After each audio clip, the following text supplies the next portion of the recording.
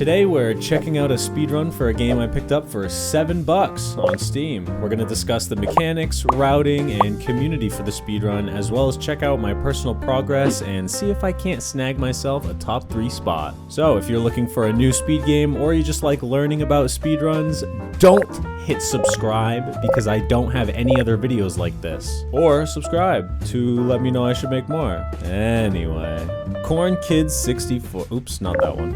Kidz 64 is a modern 3D platformer in the style of retro platformers from like a couple hundred years ago. The game features a climbing and headbutting mechanic, making for interesting platforming, a fully featured world with enemies, NPCs, bosses, and soundtrack, and we see it all done in this squash and stretch cartoon style that I really like, especially with these graphics. But today, we say f*** all that and we blow this game's back out.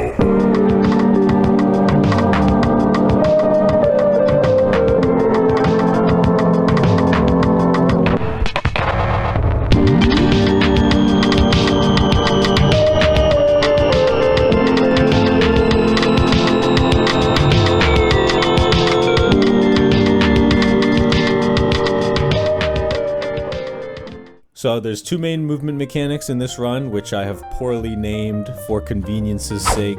Crouch butting, which makes you go fast on the ground, and double butting, which makes you go far in the air. Crouch butting is the fastest way to move around in this game. You just crouch and headbutt. Double butting is when you slide off a ledge and use your ground headbutt. It's like as if it were an air headbutt, so you still have one air headbutt remaining. So you can essentially just double headbutt forward, hence the name. You'll know obviously when you get it because you'll headbutt twice, and you'll also see your character freeze up during the second one. This took me a little getting used to, but once you get it, it sticks to your muscle memory really well. Also, this is one of those games where your jump height is dependent on how long you hold the jump button for. That's pretty important. So I chose any percent for the category to run for this game, mostly because I'm more drawn to shorter, trick-heavy categories, where as of this date stands at a cool sub 10. Not bad, but the route is obviously still evolving with it being a newer game. You start off at this convenience store parking lot. We're not here for long and we head right in to do our first major skip.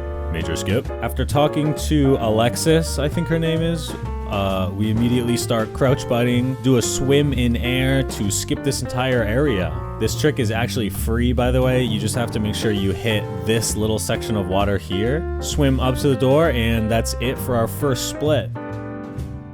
So then we go back to the parking lot and we double butt over this fence to avoid a ton of dialogue. And we meet our first real opponent of the run, Sewer Clip. This clip isn't as hard as the wall climb that's coming up, but there's a fussy sweet spot you have to find right about here to actually hit the trigger, sorry. It's really not that hard though. This brings us immediately to another clip that's a little more difficult, and it's also not possible on 60 FPS, but you don't have to play on 60 FPS, so. At the time of recording this section, at least, it's still viable. Spam jump and you just throw in some slams and, you know, just do what you gotta do and eventually you just get through the wall. Sometimes I'll walk right up to it and just jump twice and slide right through. You gotta find the sweet spot again. Another swim in air lets us get a drill bit power up, which we'll need for the later section of the run. And you just headbutt and then you quit to the main menu really fast so that the headbutt animation finishes like into the drill bit. This just immediately spawns us back in the parking lot and it just skips a bunch of dialogue and like a cutscene or something when we get the drill bit. I don't know, I haven't played the game casually, so. And now we come to that wall climb I was telling you about. I've appropriately named my split Fool on the Hill. This will be the first thing that you really have to practice a lot in the run, but I've found luck with this route up the wall. Jump, wall run, jump, crouch jump, headbutt, jump again, and then you either get right up or you might have to grab one more time and jump one more time, but it's better to hold jump rather than spam it. Bah. Wall run up and out of bounds and down into this trigger.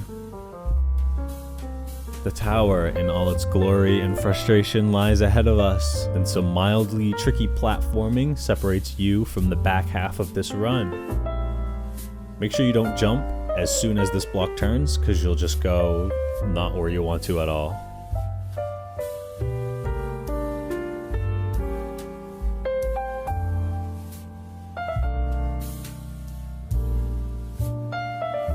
Use these spring chicken things to get up these platforms and head outside to the hardest jump in the game. For me anyway, it was the hardest.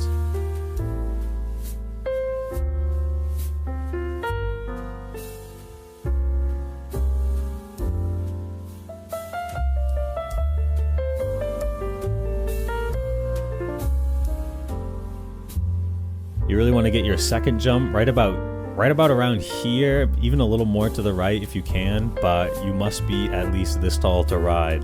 The height is super important here, and you want to really drag out your jumps and hold the jump button. There was like a week period where I just couldn't finish any runs because I just lost the juice on this jump. I don't know, I had the yips for like 5 days. I just couldn't hit it, but we got back there eventually. This diagram really helped. I got this from JOYSPARX on Discord. I think they posted it in their Discord as well, but we'll talk about them later as well. Enter the tower again and line up for this next skip. You want to double butt just under this guy here, close enough so that you actually hit the wall so you can pull yourself up. The rest of this section is pretty self-explanatory. This energy orb stripper pole can be extremely irritating if you're bad at video games like I am. And this one's brutal too, because it sets you all the way back here when you mess it up like that.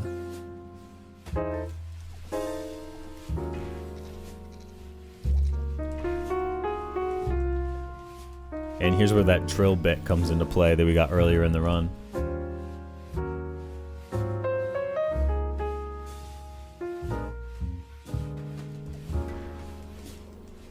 We're gonna use this chicken in a chest to get to the center here. Oh, f***.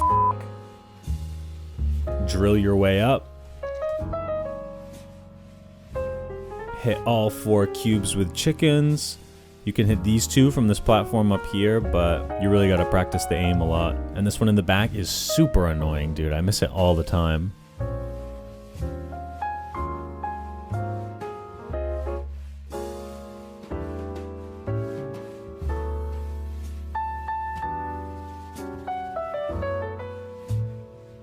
You can do quick spiders here on this part and not have to wait for them to attack, like if you're quick enough, but I usually pussy out and I just end up waiting anyway. Careful coming up out of here because this guy here, dead runs to this guy. It's like water and oxygen to you and me, man. He lives to fuck with you, so just keep your eye on him. Do some gaming and some platforming and generally just be a fucking stud for a second here, dodging these flame snakes.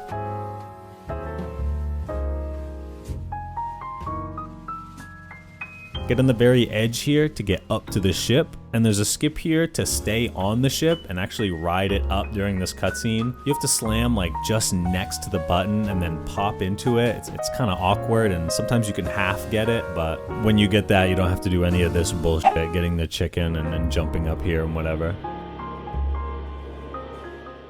Now, imagine for a moment, you've done all that we've said already, and you've only got a couple more easy platforming sections until the end of the run. But something stands between you and those easy sections. Something nefarious.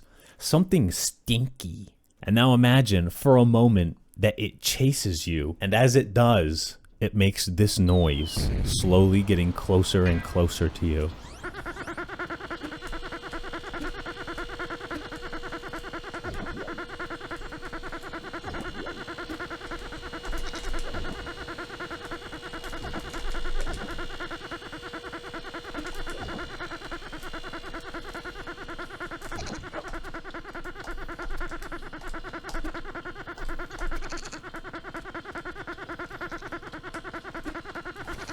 Fucker.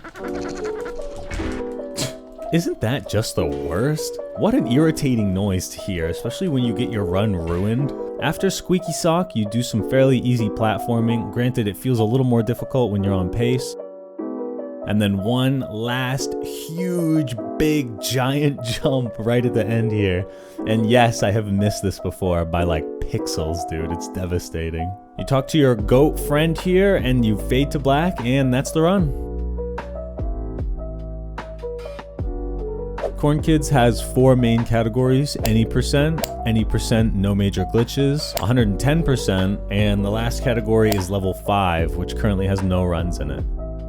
Level 5 is a very precise and challenging platforming section known as Anxiety Tower. The main goal is to incorporate this level into a shorter run other than 110%, and runners are just hoping a clip into the door before level 5 is found, so that this could become like an actually interesting category. No one's really looking to route or run this at the moment because it's essentially a less interesting 110%. So that's level 5, and for the purposes of this video, you can pretty much just forget that it exists now.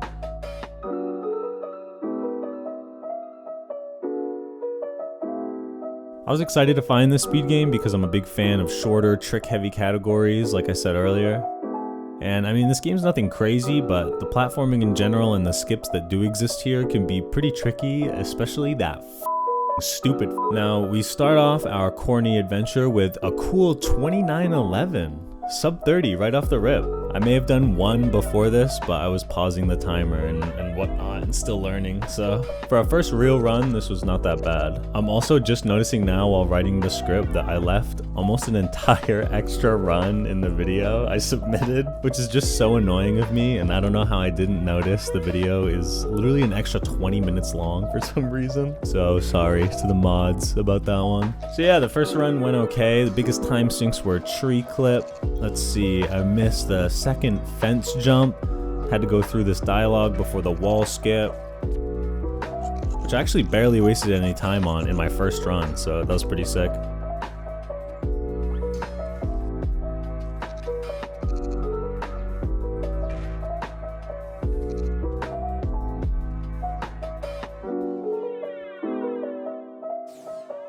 I also had to do the section before entering the tower 4 times.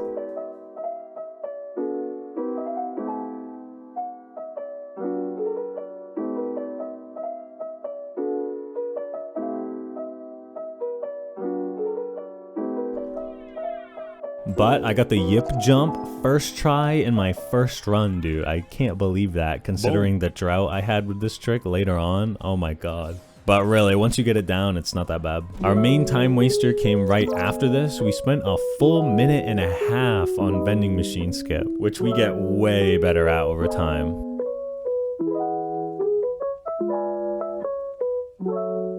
I also stopped to punch this chest 3 times and jump a little bit instead of opening it, just because I thought that would be pretty fun. We also blow 2.5 minutes on chicken cubes, or whatever you want to call this. And what's the best way to chase that harsh wasted time?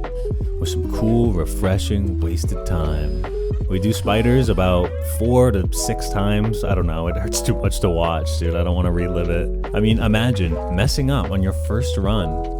Absolutely shameful. And a tip for falling in this speedrun, you have to hit the very first thing that you can so you can respawn quickly, because you'll just keep falling. As expected, with my mediocre beginner movement, I get clowned on by the saw, but also I was watching runs at double speed to write the script, and just take a listen to this, dude.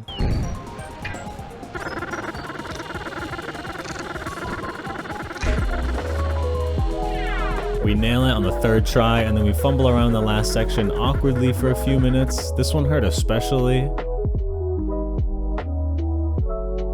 And something that hurt even more than that was right after, when this happened. And at that point, I was like, wow, I wonder what could even be more sad than that. And then this happened.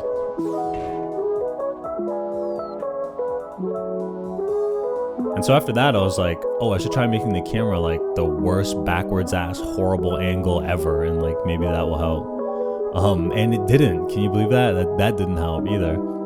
And so at this point, I had been edging the end of this run for almost like 10 minutes, which I know doesn't sound very long, but when you consider whir is sub 10 minutes, you know, this is a fairly large edge we had going here. And so you actually see me discover in real time that I can move the camera in this modern 3D platformer. So that made this last part much easier, and there we go. Our first run. I'm not gonna go through every run with that much detail, but since this was the first one, I figured we would.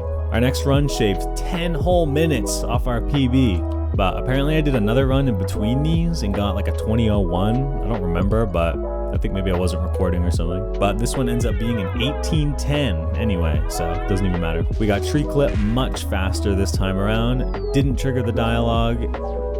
And got a pretty quick wall. Overall, much better start.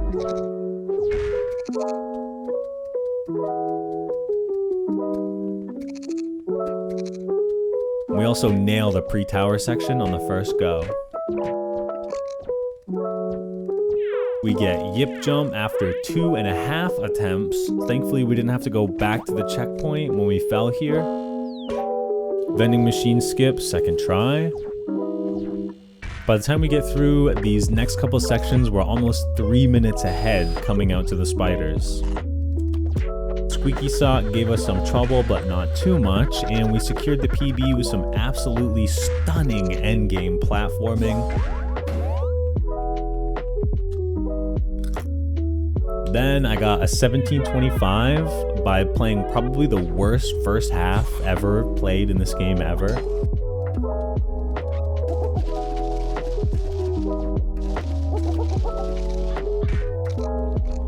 And then coming back to absolutely dominate in tower. I mean, damn man, we got first try yip jump and first try vending machine, putting us almost a full minute ahead just before exiting the tower. And we could have saved like another full minute here if we were gaming, but we did clutch up and snag the PB anyway. Fuck that. Check this shit out. Easy mode. Fuck this sewer.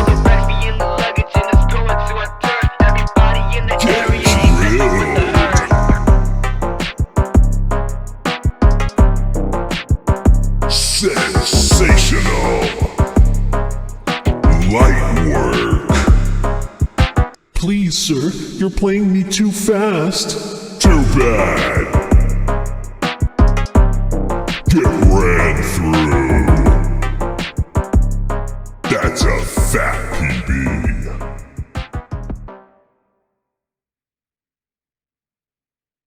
Let's go.